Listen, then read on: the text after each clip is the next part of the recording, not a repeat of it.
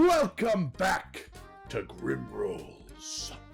Painting, something we all have to do in the hobby of miniature war gaming. For some of us, it's just the first paint on the shelf at the store that we've bought, and that's just what we use. For other people, you might like collecting paint more than actually the little guys. It's no secret on this channel that I love my starter sets and tester sets of paint sets. I love trying out new paints. I love seeing how they work, seeing what I like, seeing what I don't like, and kind of getting the perfect lineup of paints. I was thinking it's high time I maybe find the one paint, the one true paint that I want to really invest my money into. So I thought it'd be a great idea to start a series where I buy a starter set or a tester set and see what kind of paint, and put them through the gauntlet and see what kind of paint comes out on top. My current rankings are as followed. Army Painter.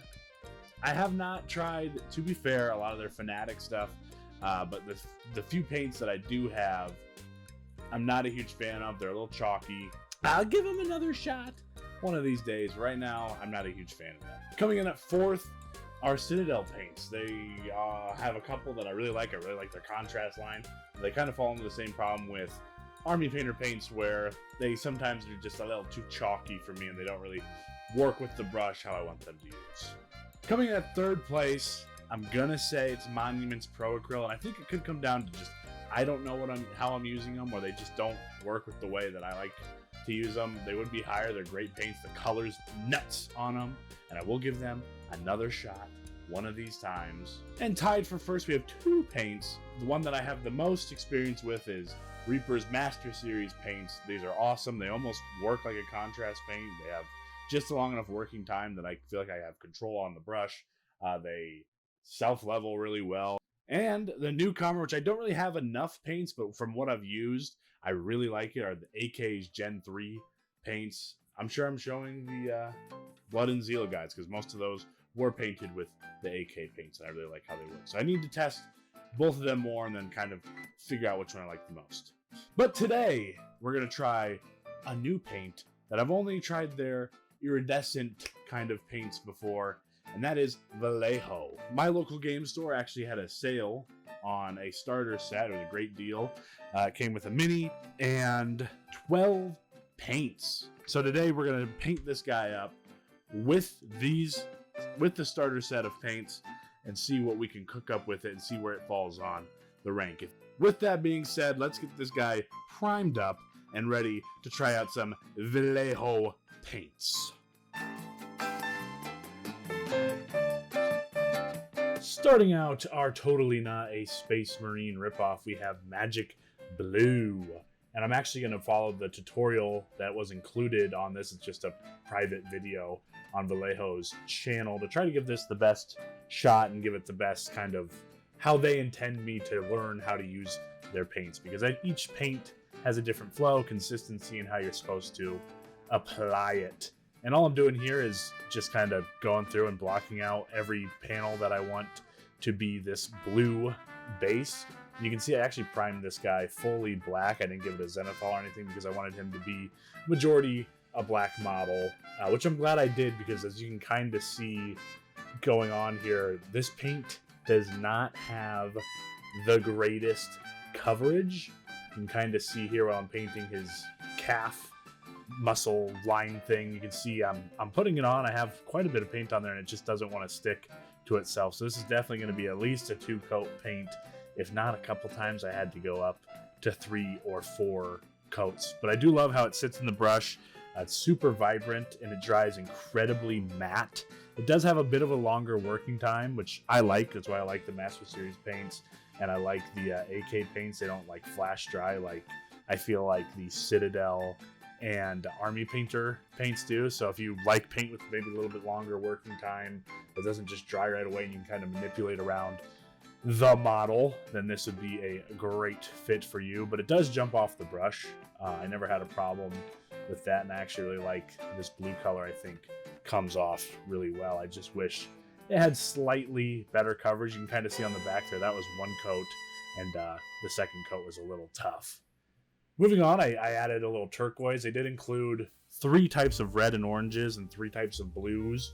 So I think they wanted me to kind of layer that up, and I didn't want to jump straight to the turquoise. So you can see I actually mixed it together to kind of get a middle ground, and all I'm doing is just going to be adding that up as like a highlight layer.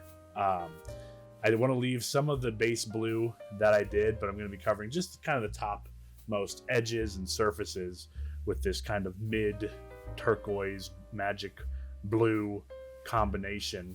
And once I have a nice base coat down, it actually goes on obviously really well. And that's kind of the first thing I noticed when I was working on this paint, is that it layers really well. And I can see why this is a lot of people's chosen method, especially if you're doing like competition level paintings. The longer working time, the more kind of thinner application you can really build up layers and kind of smooth transitions, which is something that I've actually struggled with. Moving on from there, I added this jade green, which is the 3rd blue that was included. You can kind of see I'm just kind of hitting the topmost highlights, and this is actually a mix of all 3 colors, the magic blue, turquoise, and then this jade blue. You can see I'm just kind of hitting, kind of letting where actually the light from my my whatever those are called, those selfie circle style cameras. And then I just kind of repeat that, going more and more pure to the lightest blue that I have, just covering less and less space over and over. And this took me maybe 3 or 4, kind of bumping up in values to kind of get that transition I was looking for. And you could kind of see a little earlier, I actually just wiped away with my thumb a little goof I did, and it just came off really nice. Ending that, I just took some pure white that was included in the set, mixed it with my lightest blue, and just really gave it a really light edge highlight across all the pieces. It's a little bit of a tedious process, and there actually is no wash included in this. So once again, I can't have a wash come in, bail me out, and even out these tones. So I'm trying to be really, really careful and getting up those values, but still trying to keep the black prime ever present. Included in this set is this warm gray, which is really, really nice. And one thing I really noticed when I was working with this is that actually, if I have a black undercoat prime, I don't have to reapply the paint going lighter and lighter shades, because it is so thin and has not great wide coverage. I can put 1 coat down and have that be kind of a darker shade, and if I want it to go lighter, I don't even need to mix white into it. I can just put a 2nd coat on some spots and then not a 2nd coat on the others. So you can kind of see here his rib cage area, I put just like 1.5-ish coats, but then on his breastplate thing I put 2 solid coats. You can see didn't add any white to that or anything. I just put 2 coats on one and the other one not 2 coats, and it kind of just naturally made a cool transition. You can see here I'm trying to do some of these more fine edges, and the paint jumps off the brush. It's really nice to work with. It reminds me kind of a middle ground of maybe like a Citadel and a Master Series, the Reaper paints. It's not as kind of flowy and almost contrasty like the Master Series stuff, but it's also not as quick drying and chalky as the Citadel paints that everyone knows and loves. One thing I did start to notice at this point is you can really see the brush strokes. I'm just kind of going through here and getting all the little details that I want to pick out with white, and you can kind of see what he looks like so far. From here, I jump up to pure white. So you remember I use that warm gray, and I'm just kind of tackling the top most edges where I want to kind of be more of like an edge highlight where the light would be hitting the strongest. So this is just a pure white blend. Well, not a blend, it's just pure white. That's not what a blend is.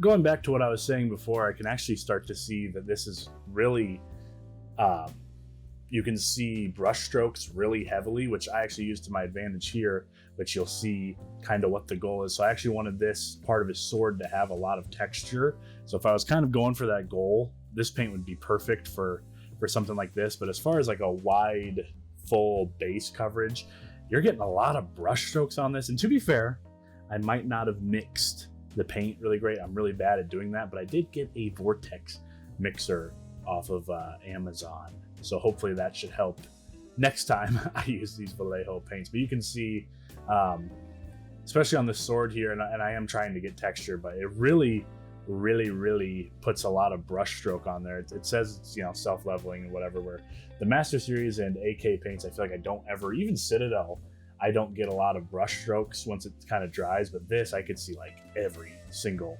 brush stroke. So from here, I just decided to jump back in, clean up all the black areas, as I'm going to start now edge highlighting up to black. And all this is warm gray mixed with black and a little bit of white. And the trick with black, when you're kind of edge highlighting it, which I'm horrible at, so I have the concept, I need to work on the execution, is being really sparing with it. You know, black is tough. You don't want it to look gray. You don't want it to look kind of like dirty, but you can see that's almost too much gray that I put on there, and it's starting to kill the illusion of its black armor. It starts to look more like it's actually gray armor. So that's something to be really sparing, I realized. And I actually go back after this and kind of clean that up and kind of redo all the black edges and whatnot. You can see that's starting to look almost like gray armor, which I do not want. The tubing, though, is fine. I want that to look gray. I want that to look like it's a different material completely. But that's something to think about when you're doing black, which I think this would actually be really good for black armor if I was just better at it. And from here, I'm just trying to do a really thin, almost pure white edge highlight, just to kind of see where the light would catch, and trying to make it look like it's almost like a plasticky stormtrooper, clone trooper armor. Now I'm jumping into the reds, and here's where I think really it illustrates how poor the coverage is. So that's one coat. I come back and I put 2 or 3 coats on. This is coat 2, so I didn't really let it dry completely. I probably should have let it dry more. You see coat 2 starts to clean it up a little bit, but it still lets a lot of that black undercoat through. Maybe I should have put a white undercoat underneath and then painted it red, but I've never had problems in the past going from black to red, so I didn't really think much of it. All the other paints I've used haven't had a problem, so this time it was. So you can see this about 3 or 4 coats of red and then variations of lighter red, and it still didn't have great coverage. From here, I realized I forgot a ton of parts I wanted to make blue, so I just went back through and made it blue and just kind of repeated the process of that base magic blue, slowly working my way up to the pure jade. And you can see just, it's a pure treat on something like this. But the blue has great coverage, so I don't know why the red doesn't. But it's just a pure treat to try to like blend up and make kind of nice gradients. It's something I need to work on, and this is a perfect paint for that.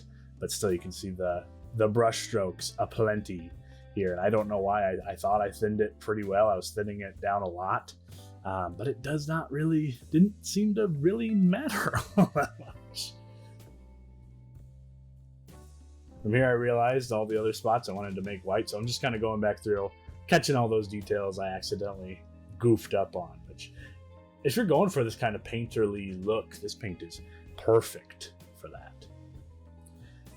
Now that the red is dried, it did take a while for it to dry. I noticed that too on wide coverages. I went back with an orange and then a yellow kind of edge highlight around it. And so now we're on 7 or 8 coats here on the cape, and you can still see some of the black prime peeking on through. So not ideal for large areas of coverage. And like I said, maybe I just didn't shake it well enough. Which, if you guys are experts in Vallejo paints, let me know what I'm doing wrong, because I feel like I am clearly doing something wrong. Going back to the sword, I glazed up this magenta, which is just adding a ton of water to it, so it's a super transparent coverage, because I want to get that texture that I put on the sword, because I want it to look almost like a glowing saber energy sword thing, and this paint was perfect for that. Perfect, really glazes really nice on there, and that long working time lets me kind of manipulate and move things around. And even here, putting it on black, this magenta color worked surprisingly well, even in like a really thin, super thin down glazed form.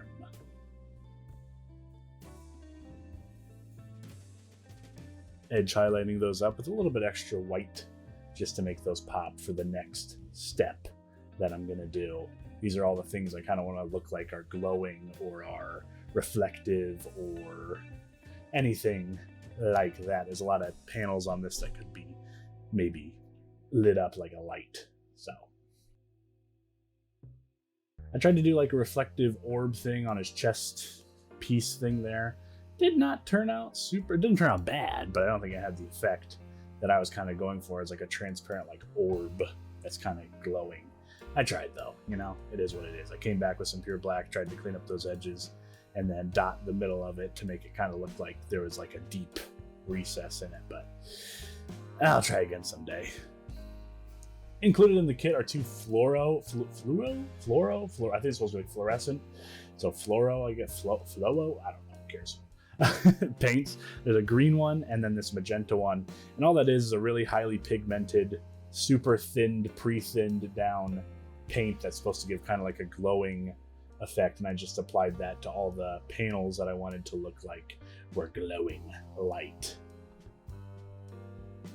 I definitely should have, instead of putting down a base coat of the magenta, just made it pure white and then put down the fluoro paint. I feel like that would have definitely made it look like it glowed more. But I don't think this looks bad. I just think that was user error for sure. I wasn't going to go back and I guess clean that up and do it again. I was ready to be done with this model at this point. I honestly wasn't having a super fun time with this paint with the 6 or 7 coats. I felt like I had to put on everything to make it have the effect I wanted. You can see here that I made that little these panels on his shoulder pauldrons pure white, and I put some fluoro, that pink, the fluorescent paint on there, and you can see that maybe looks like it's glowing a little better than the rest of the stuff. And then I just painted up the base, quick gray to warm gray to white, kind of quick. Didn't really put much thought into it because rocks are random color wise anyway, so I think that worked pretty convincingly well for that effect. And now we're nearing the end and completing our guy. All I did was throw on some Elmer's glue on his base like I always do, and of course the classic Geek Gaming Scenics. Why not? Love it. And then a little edge rim of the base of pure black, and we are golden. And there you go, one guy painted up with the Vallejo Paints starter set. Full disclaimer before the reveal, I did go back after I was done recording because I really didn't like how brushstrokey it looked, and I thought some of the black armor looked a little messy. So I did go back, clean that up a little bit, and I did put some glazes over all the kind of main panels to kind of try to cover up some of that brushstroke look, and I think it made a world of difference, as you can see. With all that being said, before I give my final thoughts, let's check out the full look at the final result.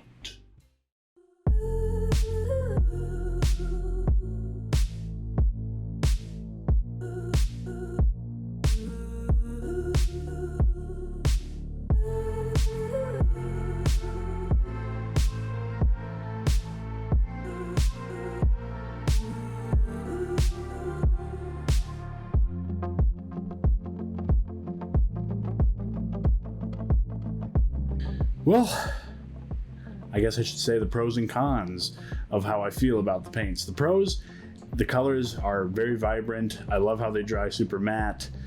They come off the brush really easily. I like the longer work times and how easy it is to kind of blend and kind of work up to a highlight. I think that's really cool and a way to paint that I've just never really tried to even do, and I think the results look pretty dang good. The cons on the other side, the coverage just wasn't great. I had to put a lot of coats down, which was not a ton of fun to go back and just do that, especially for the little things. And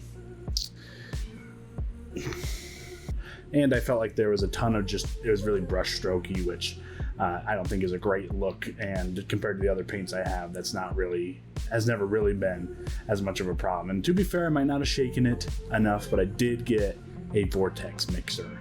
So where does it land on the ranking of my paints that I've used? At number 6 and 5, still at the bottom, are still Army Painter and Citadel. This is better than those, but coming in at 4, it's gonna have to be Vallejo. I don't like it as much as Pro Acryl or AK or Reaper, which are just, I think, more suit my painting style more. There is a place for a lot of these paints. I think the blues are great. They're great coverage. The reds and the oranges and the pinks, but as far as building up kind of like subtle highlights and building up values, I think there's a bunch of these paints that'll fit no problem into my lineup. I don't know if I'll buy any more Vallejo paints, but I don't regret buying them, and I think that they're a great addition. And if you like kind of painting slowly and building up layers, I think this paint will be perfect for you, but I do not have the patience for that. Sorry if you're a Vallejo diehard. I just, for my painting style, this is not my favorite. With all that being said, thank you guys so much for watching, and I will catch you guys next time. Be sure to like, comment, subscribe, and all that bull honky. And I will see you guys next time on Grim Rolls.